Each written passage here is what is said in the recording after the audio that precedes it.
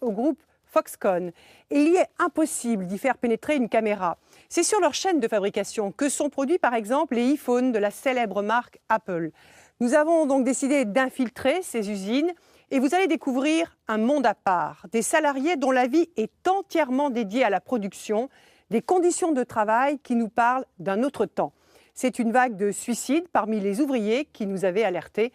Regardez ce document, nous l'avons appelé iGerminal. Il est signé Anne Poiré pour l'agence Upside. Anne sera sur ce plateau à la fin de son reportage. C'est un jour particulier. Les fidèles d'Apple ont attendu des heures pour acheter le dernier né de la marque, l'iPad mini. Un événement orchestré par Apple dans 34 pays. Ça y est, vous l'avez? Ouais, enfin ça fait le 7e que j'achète, mais c'est pas grave. Le 7e? Oui. Le 3e mot qu'a su dire mon autre petite fille qui a maintenant à 3 ans, elle a d'abord su dire maman, puis papa, puis iPad. Elle évoque quoi cette marque? Elle raconte déjà la beauté des objets. Une fête que nous venons gâcher. Nous montrons à certains de ces acheteurs des images de la fabrication de ces produits. Et c'est une jeune femme qui a 17 ans, qui est aujourd'hui dans un fauteuil roulant parce qu'elle a tenté de mettre fin à ses jours, parce qu'elle travaillait sur une ligne de fabrication que c'était insupportable et qu'elle n'en pouvait plus. Ça, c'est sûr que évidemment c'est pas l'histoire qui nous est racontée. Quelle horreur! Voilà, il n'y a parfois ni l'eau ni l'électricité. Ils sont entassés dans des dortoirs. C'est pas très beau. Si vraiment les conditions de travail sont ça, c'est assez lamentable. Malaise aussi chez les représentants d'Apple, présents sur place. On peut se parler? Je peux vous montrer quelque chose? I'm sorry, you've not come in. It's for customers only today. Yeah, that's a girl. She works in Foxconn. You know Foxconn?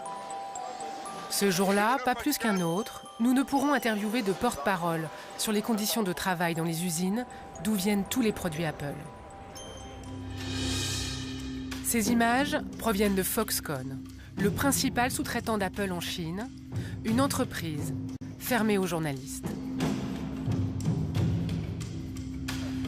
Pour comprendre comment sont assemblés les produits Apple, nous avons réussi à infiltrer leurs usines pendant plusieurs jours. Au fil de leurs images, nous avons découvert un système dans lequel les ouvriers sont entièrement dédiés à la production. Un management militaire où les insultes sont quotidiennes. Toi, tu la fermes. T'as qu'à venir là si t'as quelque chose à dire. Il y a aussi ces dortoirs insalubres, des jeunes de 16 ans forcés à travailler et des ouvriers qui se suicident. Les usines Foxconn, le secret de fabrication le plus controversé d'Apple.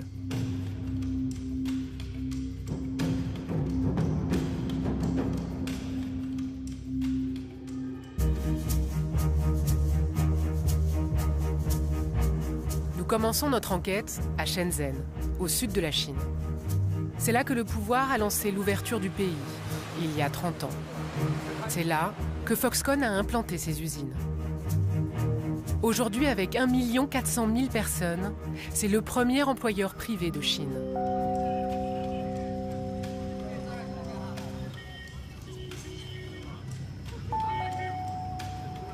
Malgré nos demandes, Foxconn n'a pas souhaité nous ouvrir ses portes. Nous avons décidé de faire embaucher 2 personnes qui acceptent de prendre ce risque, rapporter des images de l'usine historique de l'entreprise. Nous les rencontrons la veille de leur journée de recrutement pour leur confier du matériel de tournage.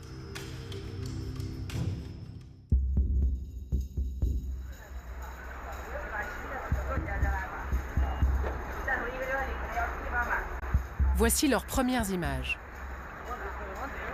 L'intérieur ressemble à une ville. Sur plusieurs hectares, les ateliers de fabrication, où sont assemblés des produits Apple, mais aussi certains gadgets de Hewlett-Packard et Amazon. Il y a aussi ces immenses dortoirs.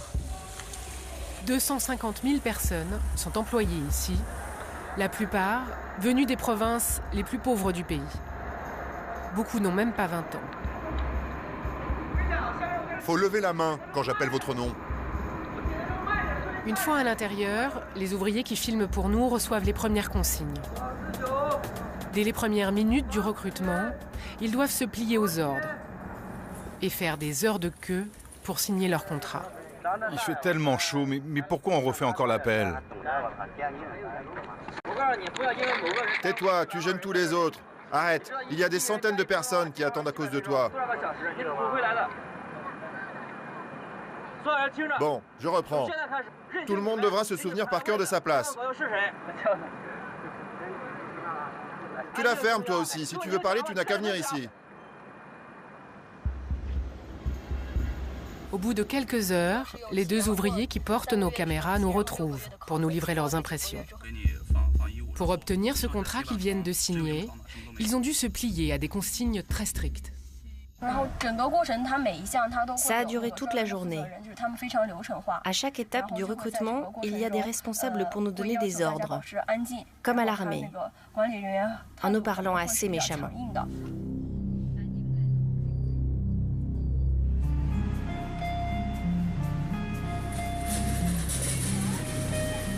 Leur tournage reprend. Aux ordres permanents s'ajoutent des conditions de travail éprouvantes.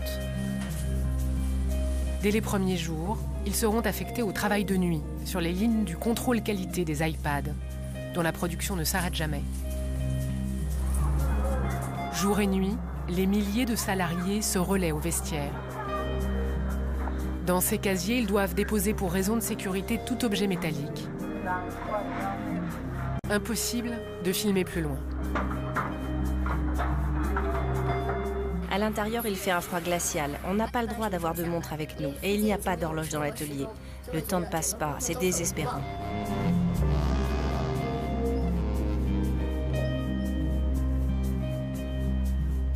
On devait travailler toute la nuit pendant 8 heures et finir à 5 heures le matin. Mais ils ont décidé d'ajouter encore 2 heures supplémentaires. Je dois dire que c'est crevant. On a eu le droit à une seule pause vers 23 heures. Ce qui est le plus fatigant, c'est de tout le temps répéter le même geste. À ces conditions de travail s'ajoute une vie quotidienne difficile.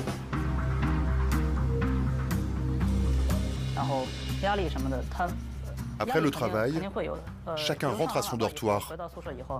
Personne ne se parle. Ils dorment toute la journée et puis ils retournent travailler. Personne ne se connaît vraiment. Les ouvriers ne quittent l'univers Foxconn qu'à l'occasion d'un congé annuel.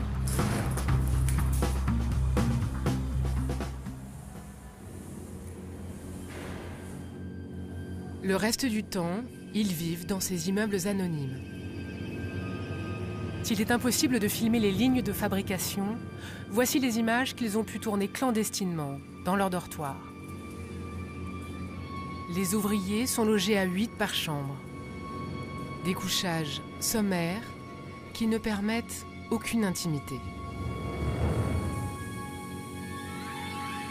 Les ouvriers ne font que s'y croiser et n'ont comme espace commun que ces salles télé.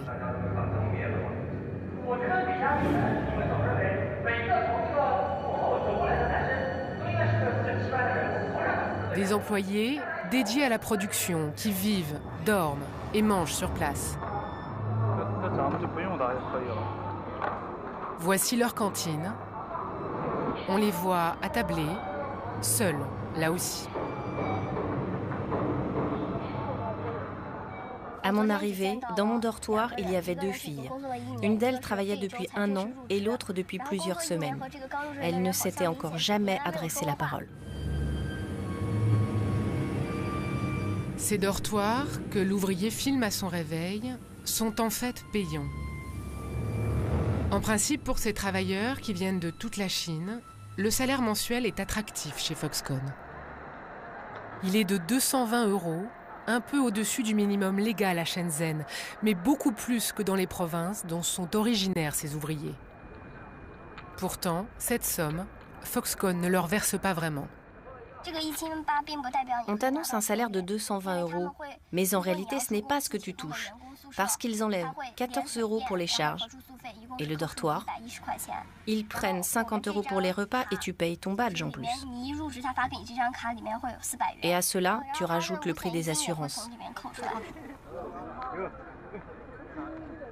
Pour qu'il leur reste de quoi envoyer de l'argent à leur famille, les ouvriers sont contraints de multiplier les heures supplémentaires. Si on ne fait pas d'heures supplémentaires, on ne gagnera rien du tout. Même en faisant plein d'heures sup, on arrivera à peine à 250 €, parce qu'on ne touche pas tout. Il y a un mec dans mon dortoir qui est là depuis 1 an. Il arrive à gagner 260 €. Il est très difficile de savoir combien d'heures supplémentaires les ouvriers effectuent dans cette usine. En théorie, Foxconn ne peut pas demander à ses employés d'effectuer plus de 60 heures supplémentaires par mois.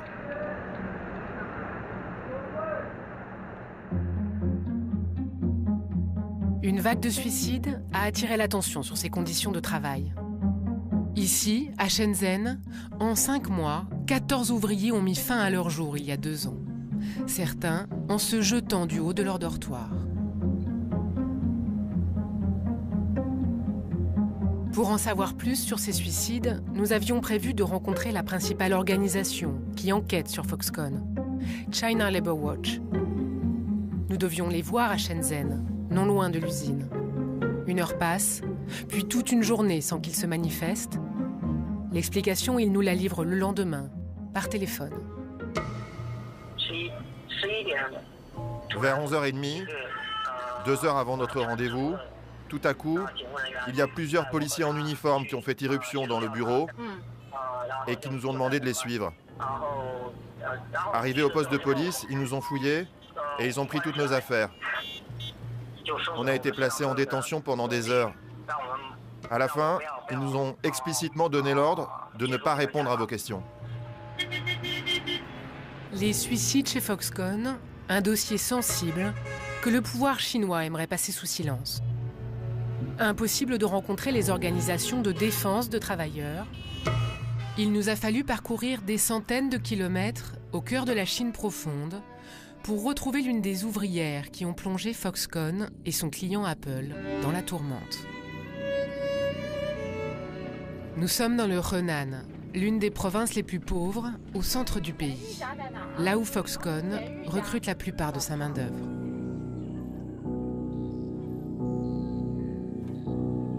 Elle s'appelle Tianyu. Elle a 18 ans. En mars 2010, elle a sauté du 4e étage de son dortoir. 10 jours de coma, 6 mois d'hôpital et une vie en miettes. Je ne peux pas me déplacer sans ma chaise roulante. Vous sentez encore un peu vos jambes? Non, plus du tout.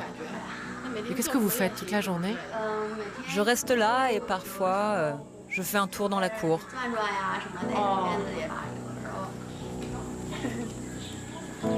Comme tous les jeunes de son village, Tianyu était partie à 16 ans, chercher dans la région de Shenzhen de quoi aider ses parents. À ce moment-là, une de mes cousines travaillait là-bas. Elle m'a dit que Foxconn recrutait et j'y suis allée. Est-ce que vous pouvez nous dire ce qui vous a poussé au suicide?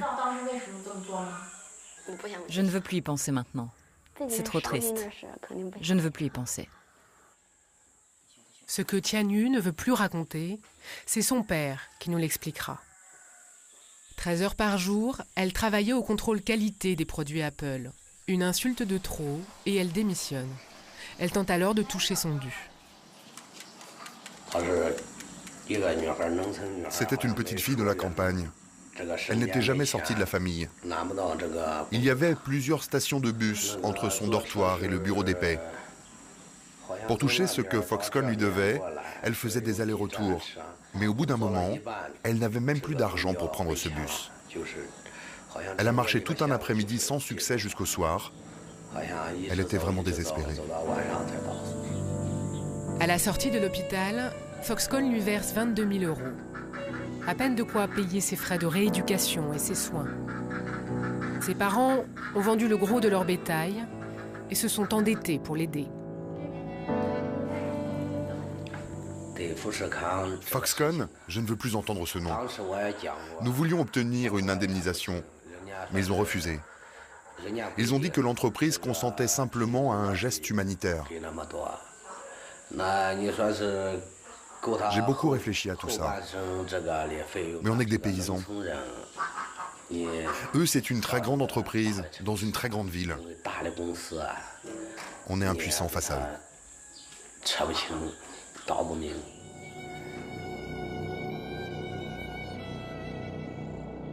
Le désespoir d'une jeune paysanne et 14 suicides ont fait évoluer Foxconn et son client Apple.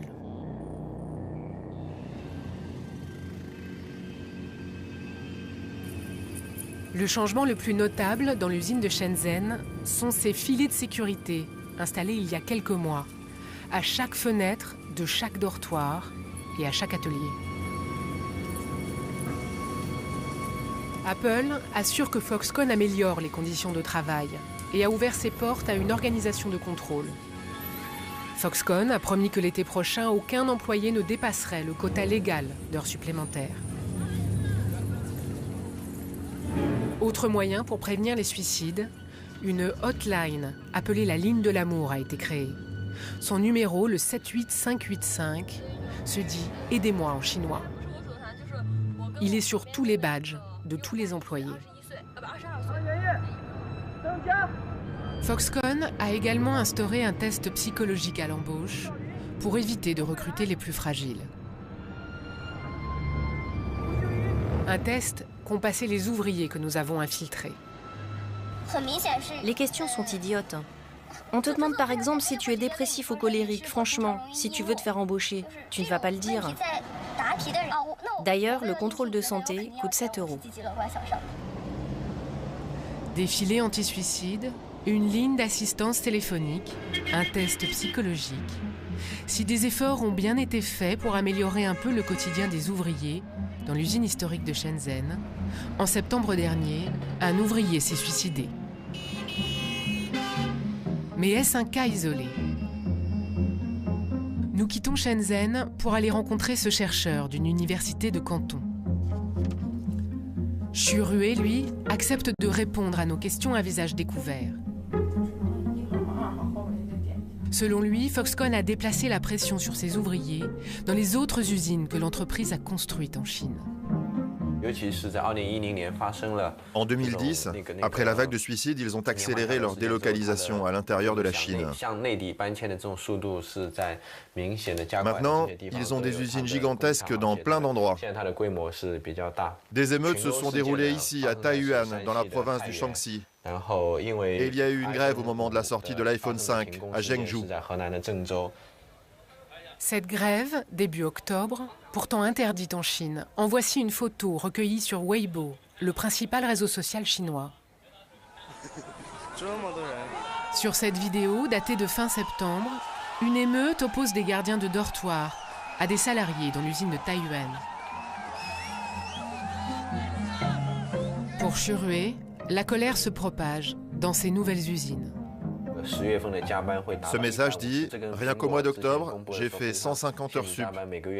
C'est le contraire de ce que Foxconn affirme aux médias sur le respect des heures légales.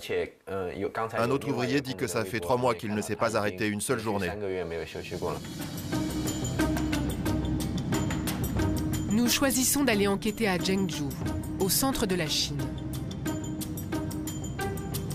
C'est la capitale de l'une de ces régions déshéritées où Foxconn a décidé d'investir. Le salaire minimum y est plus bas qu'ailleurs, et ici nous sommes loin des organisations de défense des travailleurs. C'est l'endroit idéal pour faire sortir de terre en seulement 2 ans une usine comme celle-ci. Ce serait la plus grande usine d'assemblage de smartphones au monde. Elle serait aujourd'hui dédiée à l'iPhone 5. Pour sa sortie, et pour répondre à la demande, il a fallu en produire des millions en quelques semaines. C'est un enjeu industriel majeur pour Apple.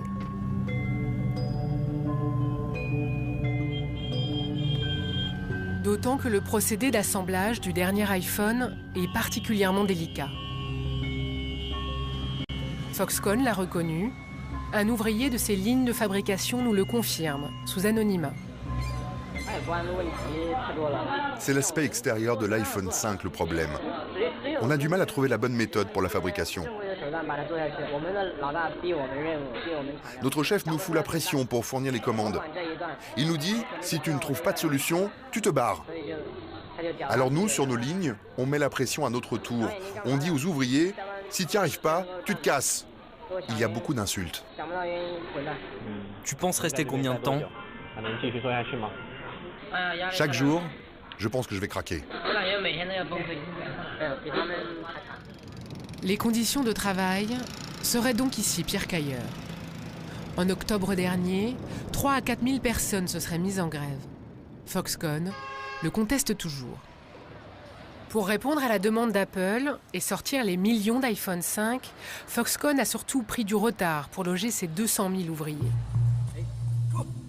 Les infrastructures ne sont pas terminées. Nous avons également infiltré cette usine. Comme les autres nouveaux arrivants, la personne qui filme pour nous reçoit les consignes des responsables de Foxconn.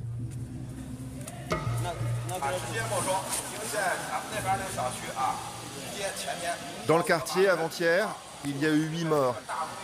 Ils avaient branché dans leur chambre des équipements trop puissants et le feu s'est déclaré pendant leur sommeil. Ces personnes sont mortes brûlées vives. Donc, le règlement interdit désormais les équipements trop puissants. Il est également strictement interdit de laisser rentrer quelqu'un qui ne travaille pas chez Foxconn dans ses dortoirs. Si on découvre qu'une telle chose s'est passée, vous serez immédiatement licencié. Vous aurez 100 points valables 6 mois chez Foxconn.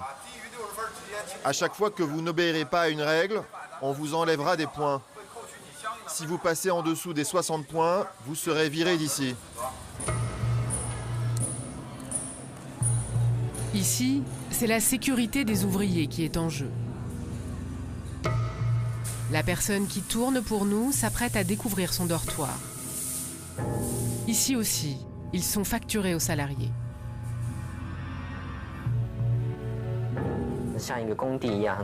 L'immeuble n'est pas encore achevé. Tout est en chantier. Mon dortoir est au 8e étage.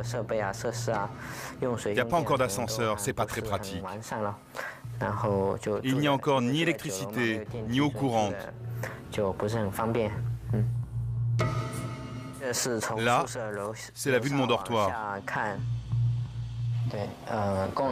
Pour les habitations, mais aussi les transports, le niveau de sécurité est déplorable pour les ouvriers. Il va y avoir beaucoup d'autres accidents.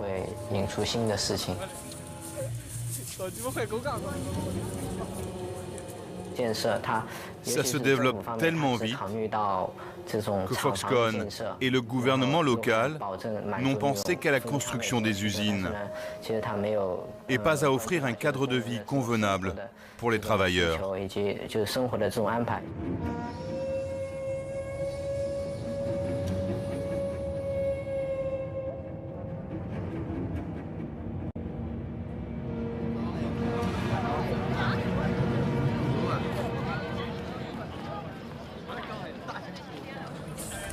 À l'intérieur de l'usine, près des cantines, dont le périmètre des dortoirs, au fil de ces rencontres, l'ouvrier filme pour nous ses échanges avec des employés excédés par les conditions de vie et les difficultés de production de l'iPhone 5.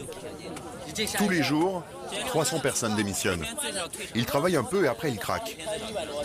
Tous les jours, il y a plein de départs. C'est pour ça qu'ils recrutent autant. Moi aussi, je ne peux plus travailler comme ça.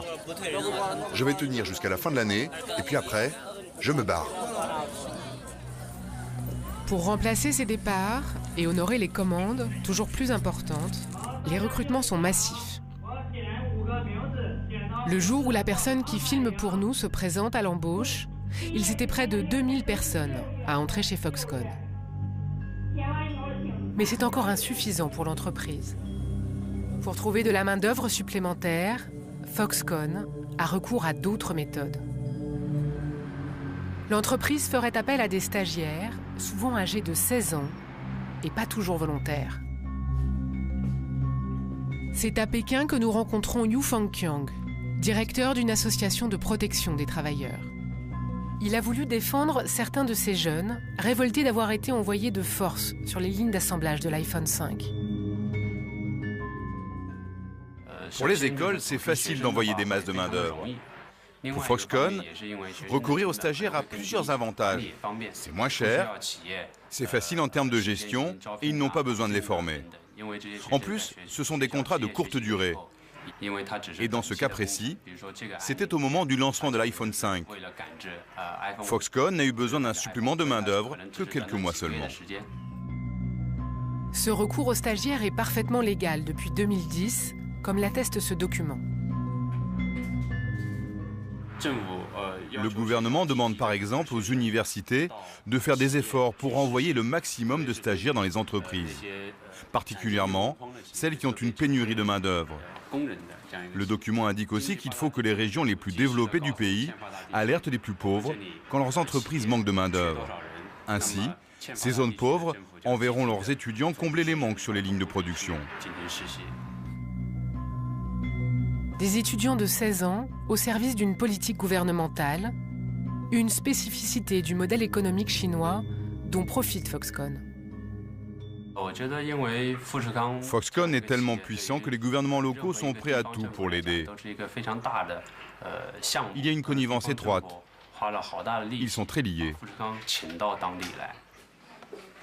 Le recours aux stagiaires est réglementé. Ils doivent être en rapport avec la formation des étudiants.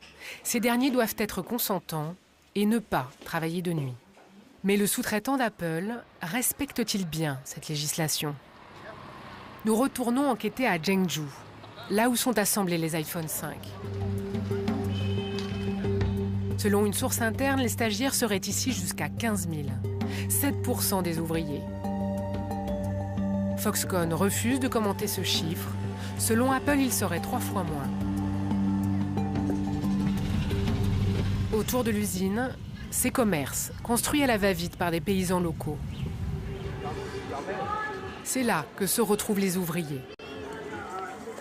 C'est là que nous allons rencontrer 2 jeunes filles. Nous les interrogeons en caméra cachée. Elles ont 16 ans et sont stagiaires chez Foxconn pour 3 mois.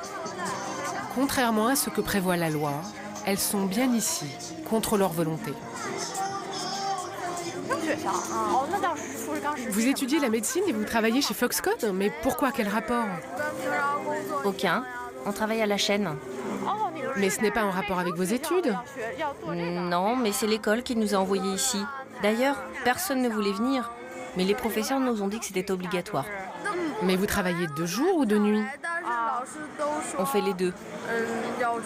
Et comment vous vous sentez? Bof, pas terrible, c'est fatigant. Qu'est-ce qui se serait passé si vous aviez refusé de venir? Il y en a qui disent qu'ils ne nous donneront pas de diplôme. J'ai entendu dire qu'ils pourraient aussi supprimer la bourse d'études. Nos parents sont inquiets, ils ne veulent pas qu'on soit là. Ils ont essayé de négocier avec l'école, mais ça n'a pas marché. Nos parents n'ont pas de solution. Mais ils ne sont pas contents du tout. Ils trouvent qu'on est beaucoup trop jeunes pour être dans un endroit pareil. Des étudiantes forcées à travailler dans un domaine qui n'a rien à voir avec leur formation et qui sont sur les chaînes de production la nuit. Tout est illégal. Nous tentons de joindre leur école pour obtenir une explication. Bonjour, nous faisons une enquête. Vous avez bien des stagiaires en ce moment chez Foxconn? Dans leur usine de Zhengzhou, dans le Henan. C'est exact. Mais ça n'a rien à voir avec ce qu'ils étudient. Pourquoi est-ce le cas?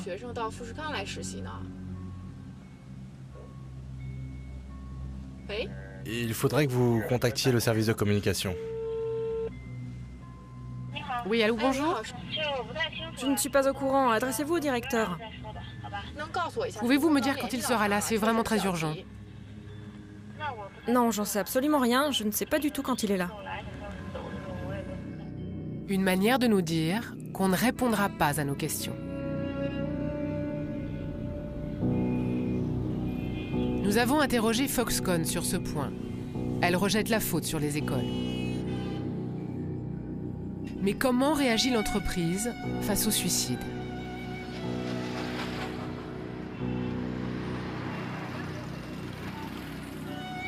Durant notre tournage, nous apprenons qu'un employé de 22 ans vient de se suicider.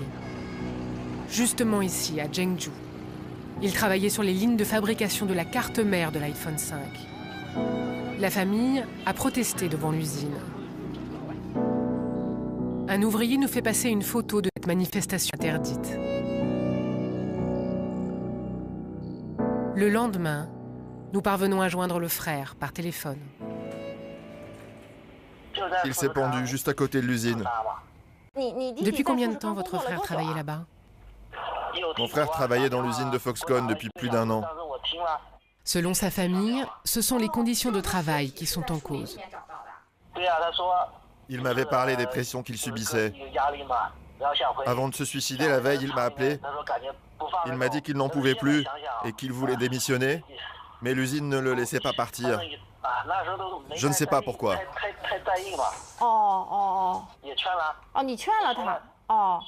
Je pense que je n'ai pas assez pris au sérieux ce qu'il me disait.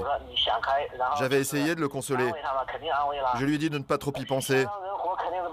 On ne peut pas le faire revivre. On peut juste attendre. Voir comment Foxconn va réagir.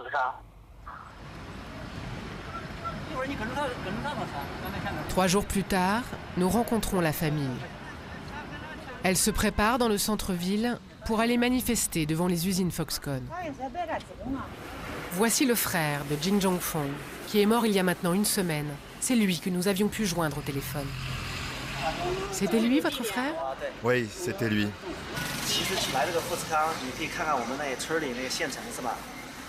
Il était venu travailler chez Foxconn parce qu'au village, il y a des offres d'emploi partout. La propagande dit que les conditions de travail y sont très bonnes et que tout ira bien. Avec son père, il exige de Foxconn une indemnisation. Ils ont convié plusieurs médias chinois. Aucun ne s'est déplacé. Juste avant l'heure fixée pour la manifestation, l'entreprise rappelle le père. Il part pour une ultime médiation. Quelques instants plus tard, celui-ci appelle son fils. Allô, papa? Comment avancent les négociations? Et qu'est-ce qu'on fait alors? On va plus à l'usine manifester?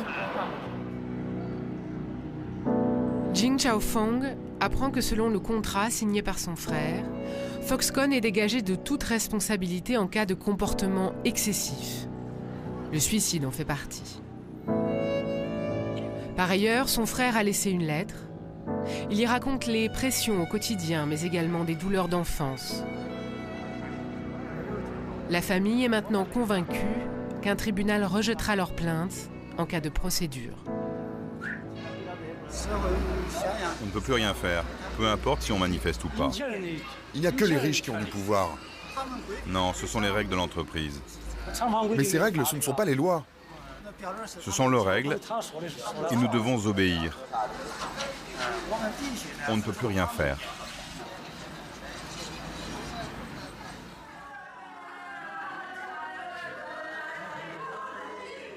L'accord signé, la famille vient récupérer le corps de Jin Zhongfeng à la morgue de l'hôpital, en présence des représentants de Foxconn.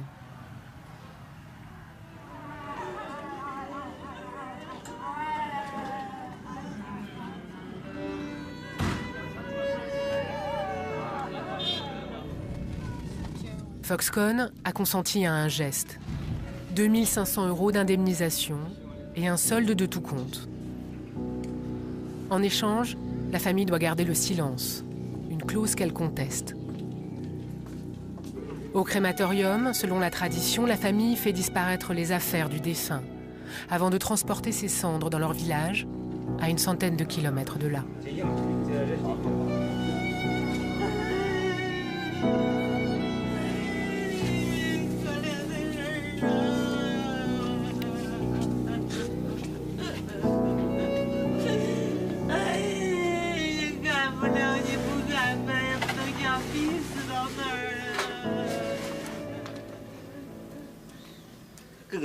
Tout est injuste depuis le début.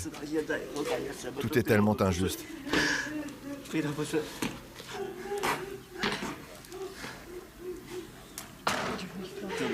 Ce matin, je suis allé récupérer ses affaires à son dortoir.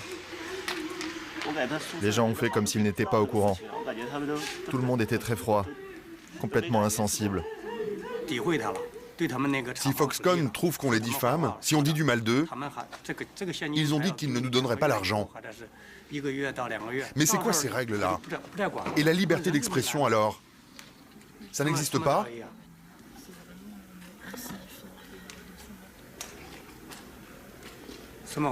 Qu'est-ce que c'est que ces lois qui ne valent que pour les riches?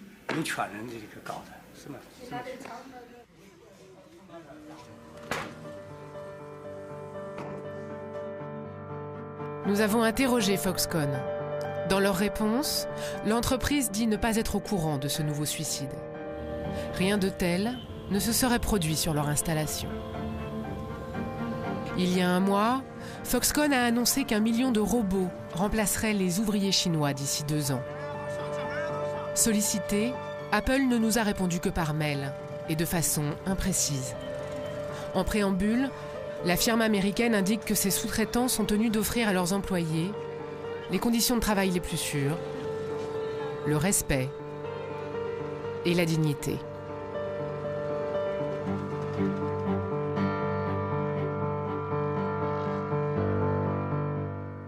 Anne, bonsoir. Bonsoir. C'est un reportage qui appelle beaucoup de questions. La toute première, toute simple, est-ce que la société Apple est au courant de ce qui se passe dans les usines Foxconn en Chine ? Apple ne peut pas ignorer ce qui se passe pour la bonne raison qu'ils publient eux-mêmes sur leur site internet un rapport tous les ans qui est actualisé très régulièrement sur les conditions de travail et les violations de droits de l'homme et des règlements internes du code de travail chez ces sous-traitants. Donc ils ont des retours d'informations et ils sont forcément au courant de ce qui se passe. Alors, la société Apple n'a pas souhaité participer à ce reportage, vous le dites à la toute fin. En revanche, ils vous ont fait une réponse par mail. Alors tout à fait, on n'a pas pu les interviewer et les filmer, on a pu poser nos questions par mail, ils y ont répondu en partie, c'est-à-dire des questions très simples, comme combien d'employés travaillent pour vous chez Foxconn, on n'a pas pu avoir de réponse, à des questions plus larges, à des questions même assez précises sur les suicides qu'on posait. Ils nous ont souvent répondu par des extraits de ce rapport en anglais. Voilà, il y a un culte du secret chez Apple qui est dans son ADN, qui est inscrit depuis le départ pour protéger ses produits et qui peut poser problème dans ce genre lorsqu'il s'agit de la transparence pour les conditions de travail chez ses sous-traitants. Est-ce que vous êtes la première caméra à entrer dans une usine Foxconn en Chine ? Alors, à notre connaissance, nous sommes les seuls à montrer les ouvriers de Foxconn librement et s'exprimant librement. Il y a un an, une équipe américaine qui a été invitée par Foxconn et Apple. Suite au changement que Foxconn avait fait après la vague de suicides. Suite au changement et suite à des articles parus aux États-Unis extrêmement négatifs pour l'image de marque d'Apple et de Foxconn. Donc, cette équipe américaine a été invitée à passer quelques heures, quelques jours chez Foxconn dans l'usine de Shenzhen. Comme vous avez pu le voir, c'est celle qui pose...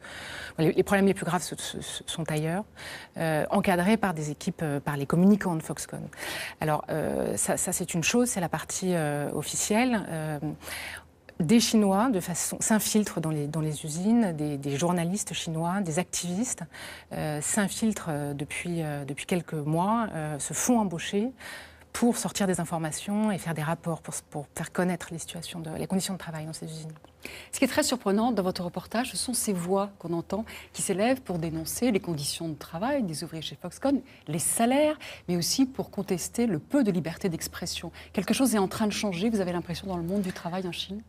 On a pu effectivement, vous avez vu dans le reportage, des activistes, des représentants d'ONG s'exprimer face caméra pour dénoncer ce qui se passe. Il y a effectivement des gens qui ont voulu prendre le risque de porter nos caméras pour montrer, parce que pour eux c'est important que l'extérieur, que les gens à l'extérieur de la Chine soient au courant de ce qui se passe dans ces usines. Probablement le public chinois est le plus sévère sur les méthodes Foxconn. C'est quelque chose qui choque beaucoup. Il y a des enquêtes qui sortent régulièrement en Chine pour dénoncer ce qui se passe, y compris dans les usines Samsung.